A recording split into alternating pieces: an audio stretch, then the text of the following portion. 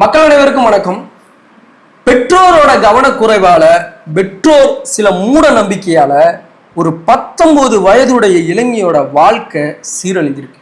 இதுக்கு யாரு காரணம்னு பார்த்தா ஒரு டுபாகூர் சாமியார். நம்ம இப்போ 2026 இருக்கோம். டெக்னாலஜி எவ்வளவோ வளர்ந்துருச்சு. இன்னமும் போலி சாமியாரை நம்பி ஒரு பெண்ணோட வாழ்க்கையே செதஞ்சிருக்கு. அது மட்டும் இல்லாம இதுல பல பெண்கள் பாதிக்கப்பட்டிருக்கலான்னு தகவல் வெளியாகிருக்கு.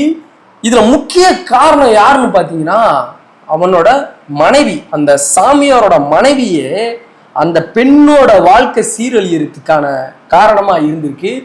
இன்னும் பல தகவல் இருக்கு. இந்த வீடியோவை முழுமையா பாருங்க.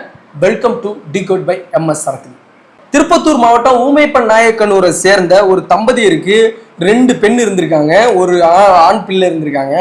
இதுல 2வது பெண் பிள்ளைக்கு திடீர்னு உடல்நிலை சரியில்லாம போயிருக்கு. உடல்நிலை சரியில்லாம போயிடுச்சுன்னா எப்படின்னா கை கால் இந்த மாதிரி முடியாம போயிருக்கு, புத்தியும் பேதலிச்சு போயிருக்கு, சுயநினைவை இழந்திருக்காங்க.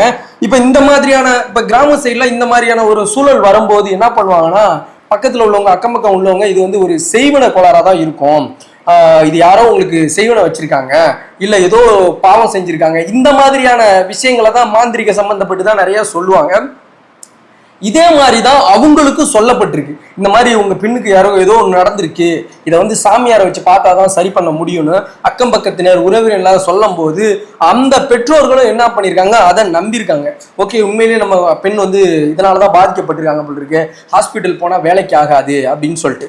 இப்போ இந்த பெற்றோர்கள் இதை நம்பும் போது அருகாமையில் உள்ள சில பேர் என்ன சொல்லிக்கிறாங்கன்னா, கோமலி கொட்டாய் மகா காளியம்மன் கோவில்ல ஒரு சுப்பிரமணி சாமியார்னு ஒருத்தர் இருக்காரு.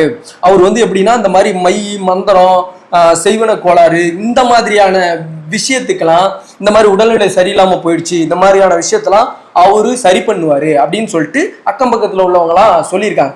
இவங்களும் என்ன பண்ணியிருக்காங்க, பேரண்ட்ஸ் என்ன நினைப்பாங்க, எப்படியாச்சும் நம்மளோட குழந்தைய காப்பாற்றணும் அந்த மாதிரியான ஒரு ஆர்வத்துலதான் என்ன பண்ணியிருக்காங்க, அந்த இவர் ஒரு கோயில் சாமியார் தானே, ஒரு நம்பியிருக்காங்க, மக்களும் நம்பியிருக்காங்க, இந்த மாதிரி ஒரு நல்லதா தான் செய்வாரு, அக்கம் பக்கத்துல உள்ளவங்களும் நல்லா தானே சொல்றாங்க, அப்ப கண்டிப்பா ஒரு நல்ல நம்ம பொண்ணை எப்படியா குணப்படுத்திடுவாருன்னு சொல்லிட்டு இவங்க நம்பி போயிருக்காங்க.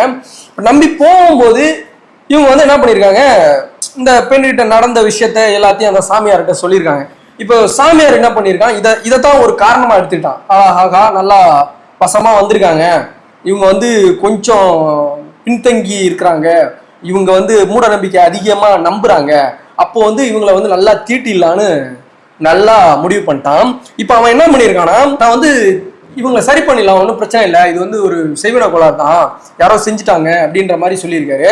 இப்ப என்னன்னா பேரண்ட்ஸுக்கு என்ன சொல்றான்னா, இந்த மாதிரி சிறப்பு பூஜை பண்ணணும், சில சிறப்பு பூஜைகளை பண்ணாதான் உங்களோட பெண்ணை காப்பாற்றலாம், இவங்களை பழைய நிலைக்கு கொண்டு வரலாம் அப்படின்னு சொல்லிட்டு அவங்களுக்கு பேரண்ட்ஸ் என்ன பண்ணியிருக்காங்க. சரி, ஓகே, அது என்ன பண்ணணும்னு கேட்கும்போது நிறைய லிஸ்ட், கிட்டத்தட்ட ஒரு ஆடு கோழி இந்த மாதிரியான சில பூஜை சாமான்கள் இதுன்னு சொல்லிட்டு பெரிய லிஸ்ட்டை போட்டு கிட்டத்தட்ட அவங்க செலவு பண்ணது மட்டும் அந்த சமயத்துல செலவு பண்ணது மட்டும் 4,50,000 ரூபாய் செலவு பண்ணியிருக்காங்க.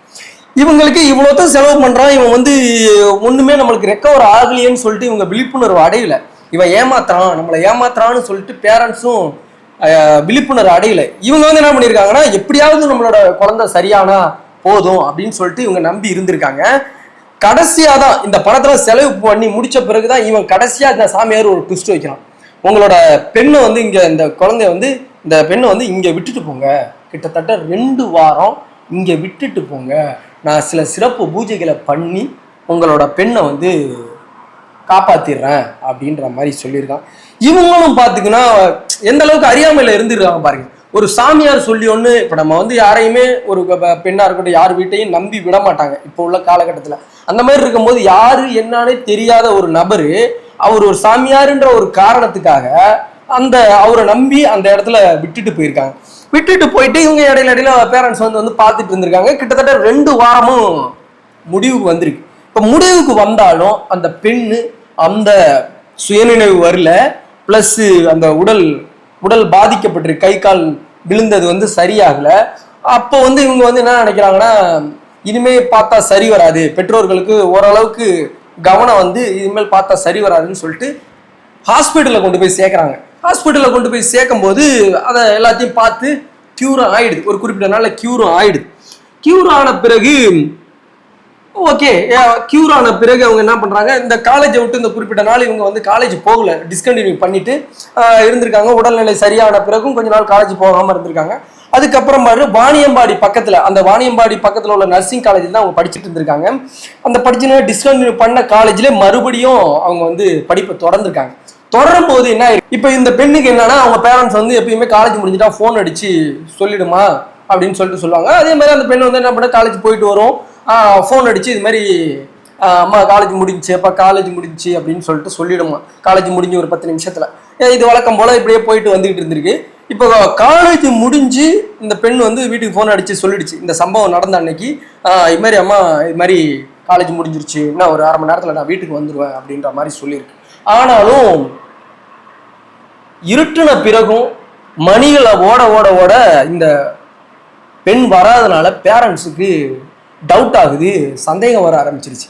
என்னடா இது வழக்கமாக ஒரு 6 மணிக்குள்ளே வீட்டுக்கு வந்துருமே, இன்னும் வீட்டுக்கு வரலையேன்னு சொல்லிட்டு அந்த பெண்ணு அவங்க ஃபேமிலிக்கு பெரிய சந்தேகம் ஏற்பட்டு தேட ஆரம்பிக்கிறாங்க. யார், அந்த பேரண்ட்ஸோட உறவினர்கள் அக்கம் பக்கத்தில் உள்ளவங்களாம் தேட ஆரம்பிக்கிறாங்க. 7:30க்கு அன்னைக்கு 7:30க்கு ஒரு கால் வருது. யார்கிட்ட இருந்து பார்த்தீங்கன்னா அந்த சாமியார் சுப்பிரமணின்றவர்கிட்ட இருந்து ஒரு கால் வருது.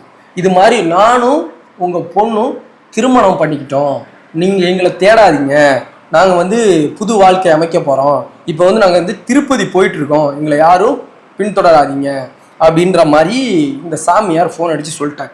இந்த ஃபோனை வந்தோடனே இவங்க பேரண்ட்ஸுக்கு மிகப்பெரிய அதிர்ச்சி. என்னடா இது, இவன் ஃபோன் அடிக்கிறான் அப்படின்னு சொல்லிட்டு, என்னடா இது சம்மந்தமே இல்லாமல் இருக்கேன்னு சொல்லிட்டு. அதன் பிறகு என்ன பண்ணியிருக்காங்க, இந்த பேரண்ட்ஸும் அந்த உறவினர்களும் அந்த சாமியாரோட வீடு இருக்குல்ல, ஏன்னா அந்த சாமியாருக்கு இன்னொன்று ஆல்ரெடி திருமணம் ஆயிருக்குன்னா அவங்க மனைவி அங்கே தானே இருப்பாங்க. அவங்க மனைவி கிட்ட போய் இந்த தகவலை சொல்லலான்னு போனா அங்கதான் இன்னொரு ட்விஸ்ட் நடக்கும். அந்த மனைவி என்ன சொல்றாங்கன்னா, இது வந்து அந்த பெண்ணையும் அவரையும் சேர்த்து வச்சதே சாமி தான், இது வந்து யாருமே தடுக்க முடியாது. இப்ப நான் போனாலும் இப்ப இவங்க 2 பேரும் திருமணம் பண்ணிக்கிட்டாங்க, எனக்கும் தெரியாது, அவங்க 2 பேரும் திருமணம் பண்ணிக்கிட்டாங்க, அந்த இடத்துல நான் போனாலும் நானும் செத்துருவேன் அப்படின்ற மாதிரி அந்த பெண் வந்து சொல்லியிருக்காங்க. பண்ணும்போது நான் இப்ப யாருமே இருக்க கூடாது, அப்படி இருந்தா அவங்களும் செத்துருவாங்கன்றதுனால தான் அவங்க 2 பேர் மட்டும் தான் கல்யாணம் பண்ணாங்க, யாரும் இல்லாங்க. இதான் உண்மை. நான்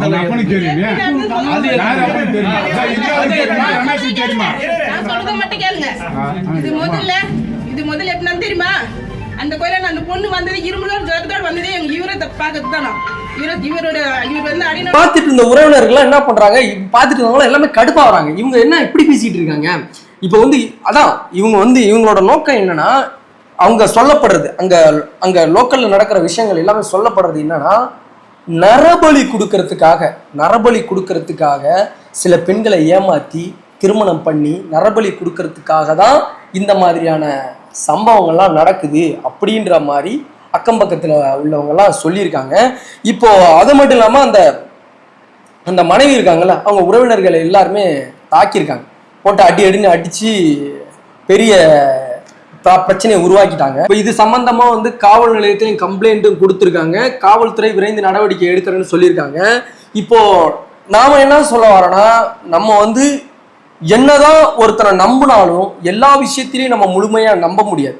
இந்த மாதிரியான போலிச்சாமியார்கள்லாம் மக்களோட அறியாமையை பயன்படுத்தி பணம் சம்பாதிக்கிறதுக்கு மட்டும் இல்லாம இந்த மாதிரியான கேவலமான விஷயத்தையும் பண்ணிடுறானுங்க. இது வந்து எப்படின்னா ஒரு சமுதாயத்துல மிகப்பெரிய சீர்கேடை ஏற்படுத்திக்கிட்டு இருக்கு. மக்களாகிய அனைவரும் நம்ம விழிப்புணர்வா இருக்கணும். இது விழிப்புணர்வு பதிவுக்காகவே பதிவு பண்ணப்பட்ட காணொலி தான் இது. இதை அனைவருக்கும் ஷேர் பண்ணுங்க. இந்த மாதிரியான காணொலிகள் தொடர்ந்து வந்துகிட்டே இருக்கும். சப்ஸ்கிரைப் பண்ணிக்கோங்க, பெல் ஐக்கானை கிளிக் பண்ணிக்கோங்க. ஆதரவு தான் எங்களோட அடுத்த முயற்சி. நன்றி, வணக்கம்.